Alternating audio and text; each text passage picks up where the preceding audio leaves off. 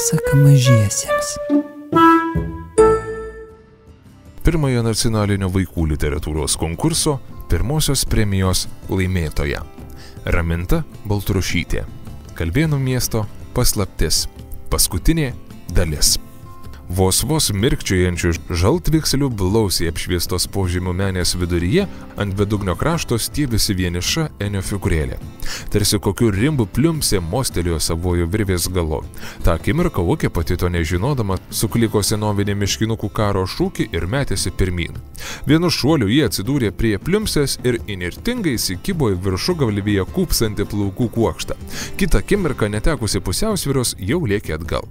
Sugniaužtoje saujoje Ukė laikė pliumsės plaukus. Kad ir kaip įniršusi, miškinukė nebūtų pajėgusi vienu mostu nurauti priešininkiai ir dar tokiai dideliai plaukų. Netikėdama savo akimis, Ukė spoksojo iš lykštų susivėlusi kuokštę. Tai buvo aptriušęs perukas. Soste kūpsanti pliumsė prapliupo klykti, delnais dangstydama plikutėlį karpuotą pakaušį. Drieža galvė iki tol tūnoję už kolonų su smalse pradėjo kaišiuoti galvas. Pasinaudodamas sumaištimi, Nukas prišokęs atlaisvino Enio liemenį juosiančią virvę. Dabar tai aš jums parodysiu, sušuko stodamasi pliumsė. Tiesiog beregint ji ėmė augti, pūstis ir apvalėti, išsprogusiose akise sužibo raudonos liepsnos. Miškinukai susigūžė ant pat bedugnio krašto. Pasidarė taip tylu, kad net ausyse spengė. Ir staiga pasigirdo plonas, toks visiems pažįstamas zzz. Tai rudeninė muselė.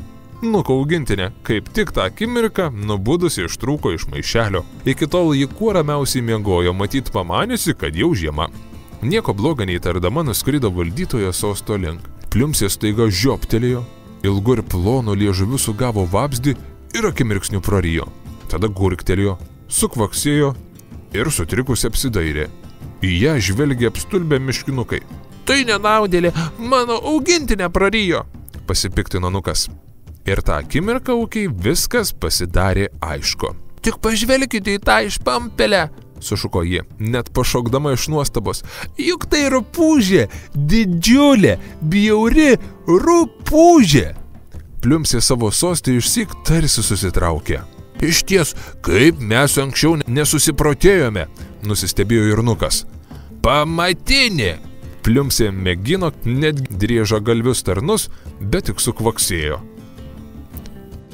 Bufo, bufo, garsiai ir aiškiai jis ištarė žodžius, perskaitytus senovinėme pergamente. Akise nykstanti Pliumsė pamėgino užsidengti ausis, bet ausų ji jau nebeturėjo. Tai tikrai buvo žalsva, karpuota rupūžė. Staiga liuoktelėjusi nuo sosto, jis pjaudydamasi metėsi ant vaikų. Net ir sumažėjusi atrodė baisi ir pavojinga. Virsdamas dusliai dunksėjo sostas. Kurkdama ne savo balsu, Pliumsė pamėgino nustumti vaikus į akivarą. Netikėtai tolimajame kampe kilo sambrūzdis ir į menį įsiveržė auragis. Vienoje rankoje aukštai iškėlęs deglą, kita grėsmingai mojavo vėzdo. Paskui įdūmė būrys įniršusių miškinuko. Visus aplenkė šaunusis Pinis. Beskubėdamas jis nė nepastebėjo, kad pametė abu medinius kardus. Dabar rankose Pinis spaudė laidynę, o kišenį barškėjo akmenukai. Nė nestaptelėjęs jį sviedė akmenukus į rupūžę. Vienas pataikė tiesiai į pliką pakaušį.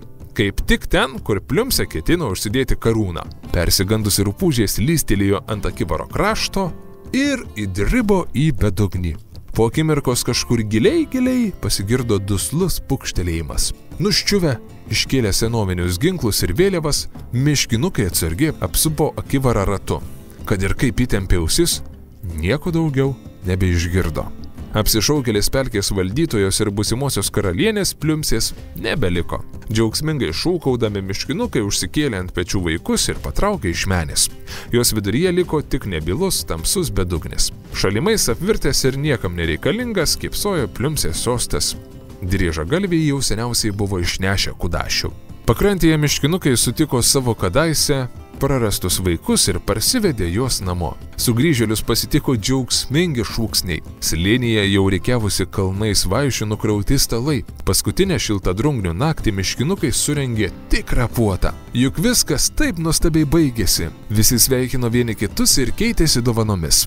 Supokšėjo fejerverkai ir petardos. Margaspalvės ugnelės kilo į viršų tarsi šviesos bokštai, skleidės neregėtai žiedais, akimirksniu sklido į šalis lyg didžiuliai šviesos drugiai ir čia pat geso. Atrodė tarsi sapnas apie nuostabųjį pilies sodą virsta tikrove. Lyg pat ryto miškinukai juokėsi, dainavo ir šoko.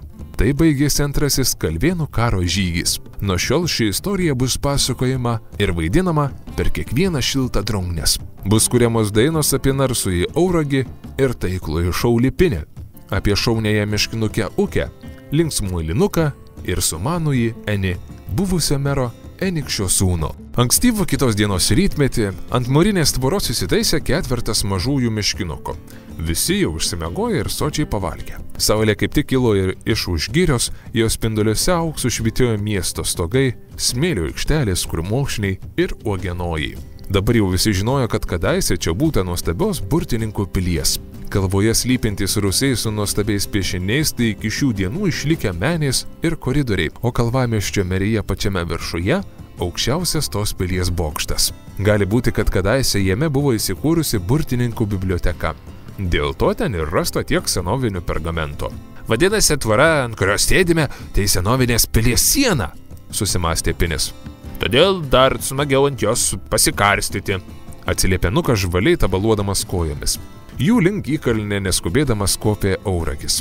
Kaip tik šiandien Kalvėnai ketino įrengti savo mero. Pirmą jis norėjo pasikalbėti su vaikais.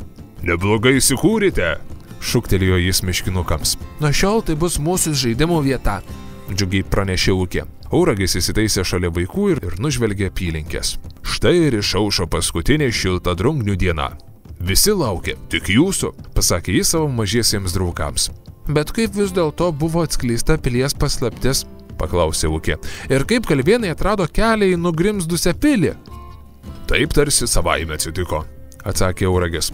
Man rodos įvyko stebuklas, galbūt todėl, kad mums taip jo reikėjo. Vis dėlto jų kadaise čia gyventa burtininkų.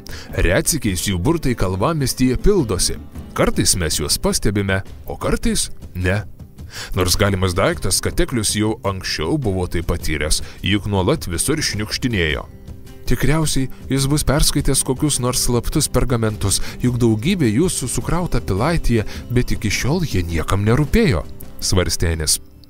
Taip, o tada jis surado požeminį koridorių ir sutiko ten pliumse, tęsė Ukė. Auragis pritarė, kad tikrai galėjo tai būti, bet vargu ar jiems kada nors pavyks viską išsiaiškinti iki galo. Miškinukams parūpo sužinoti, kas nutiko Tekliui ir Driežagalviams. Na, Driežagalviai vėl atvirto kuo buvę, driežais ir išsilakstė į visas pusės. Manau, jie patenkinti, kad daugiau nebereikės tarnauti pliumsiai. O kas raštininkui Tekliui nutiko, nežino niekas, beliko tik sulūžusi jo pensnė. Galbūt išsipildė senasis miškinukų prakeiksmas ir jis prasmego pelkėje. Vargu ar Teklius dar kada pasirodys ošinčiojoje girioje. Auragis susimastė žvelgė tolyn, kur iki pat dangaus žaliom, rusvom ir gelsvom spalvom mirgėjo medžių viršūnės. Į ošinčiąją girią atėjo ruduo. Vaikai suprato, kad Auragis ilgisi savo atsiskyrėlio drevės. Tačiau netrukus jis ir vėl šypsojosi. Šaunioji, išmintingoji miškinukė Ukė, kaipgi tu supratai, kas iš tiesų yra pliumsė? O, tai buvo visai nesunku, švytėdama iš laimės atsiliepė Ukė. Jie visur su savim tampėsi didžiulį skėtį lyg ir visada norėtų po jo pasislėpti, o dar tos tuščios kriauklelės, sukrautos kartu su perlais ir gintarais, matyt pliumsė nusitempė jas į nugrimzdusią pilį, kai dar tebe buvo paprasta rupūžė, o paskui tiesiog negalėjo jų atsisakyti, na, o kai pamatėme tą jos karpuotą plikę. Tada pliumsė prarijo mano musę ir viskas galutinai paaiškėjo, baigė pasakojimą Nukas. Visi nusijuokė, tik Nukai vis dar buvo gaila prarastos augintinės. Slėnyje suskambo daina, jos aidas atsklido iki pat kalvos viršūnės. Metas, tarė Augis, visi jūsų laukia. Luktelkit minutėlę, paprašė Ukė. Iš krepšelio jie išsitraukė dailiai suviniotą vaivorykštinį kaspiną, tą patį, kuriuo buvo pasipuošusi pirmąją šiltadrungnių dieną. Ukė iškilmingai apjuosė juo Enį. Auragis pritarimai linktelėjo galvą. Na, dabar tai jau tikrai metas į šventę. Tačiau Enis dar kažko delsė. Auragis to jau viską suprato. Nesijaudink taip, Eni, tavo tėčiui Enikščiui nieko blogo nenutiks. Nelaimėms kalvamiestyje atėjo galas. tvirtai ištarė jis. Visi drauge jie patraukė į slėnį, kur plazdėjo vėliavos ir skambėjo dainos. Ūkis staiga nusijuokė ir smagiai mirktelėjo Auragiui savo spindinčią akutę.